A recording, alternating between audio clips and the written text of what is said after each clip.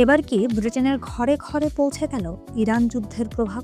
জ্বালানির দাম বাড়ায় জুলাই থেকে গ্যাস বিদ্যুতের বিল এক ধাক্কায় বেড়েছে। এর প্রভাব পড়তে পারে দেশটির মূল্যস্ফীতিতেও, বাড়তে পারে ঋণের খরচ। ফলে স্বস্তি ফেরার আগে আবার জীবনযাত্রার ব্যয়ের চাপে পড়তে পারেন ব্রিটিশ পরিবারগুলো। ইরান যুদ্ধের প্রভাবে বিশ্ববাজারে জ্বালানির দাম বেড়ে নতুন করে মূল্যস্ফীতির চাপে পড়তে যাচ্ছে ব্রিটেন। জুলাইয়ে দেশটির বার্ষিক মূল্যস্ফীতি 2.9% উঠতে পারে বলে পূর্বাভাস দিয়েছেন অর্থনীতিবিদরা। জুনে এই হার ছিল 2.6%। বুধবার 19 আগস্ট সরকারি মূল্যস্ফীতির পরিসংখ্যান প্রকাশের কথা রয়েছে।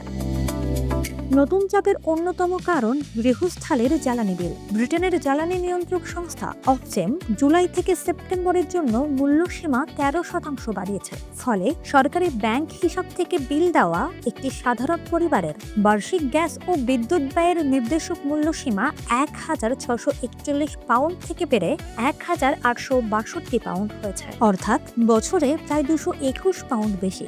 বিদ্যুতের বিল প্রায় 5% বাড়লেও গ্যাসের দাম বেড়েছে প্রায় 24%। মধ্যপ্রাচ্যের সংঘাতের কারণে পাইকারি গ্যাসের দাম বৃদ্ধিকেই এর প্রধান কারণ হিসেবে দেখানো হয়েছে। তবে স্থির মূল্যের চুক্তিতে থাকা প্রায় 2,20,00,000 হিসাবের গ্রাহক এখনই পুরো বৃদ্ধির আওতায় পড়ছেন না। অর্থনীতিবিদদের হিসাবে শুধু জ্বালানি বিলের বৃদ্ধি জুলাইয়ের মূল্যস্ফীতিতে প্রায় 0.44% পয়েন্ট যোগ করতে পারে। অন্যদিকে তেলের দাম কিছুটা কমায় চাপের একটি অংশ কমতে পারে।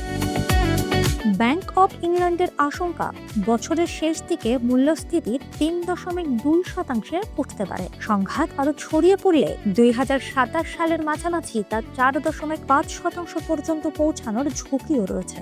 মূল্যস্ফীতি নিয়ন্ত্রণে সুদের হার বাড়ানোর সম্ভাবনাও সামনে এসেছে।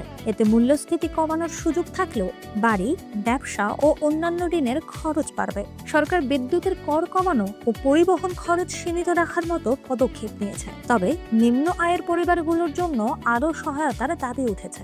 সব মিলিয়ে জ্বালানি বিল বৃদ্ধি, দুর্বল আয় প্রবৃদ্ধি এবং সম্ভাব্য উচ্চ সুদের হার, এই 3 চাপ সামলে ব্রিটিশ অর্থনীতিকে স্থিতিশীল রাখা এখন সরকারের বড় চ্যালেঞ্জ।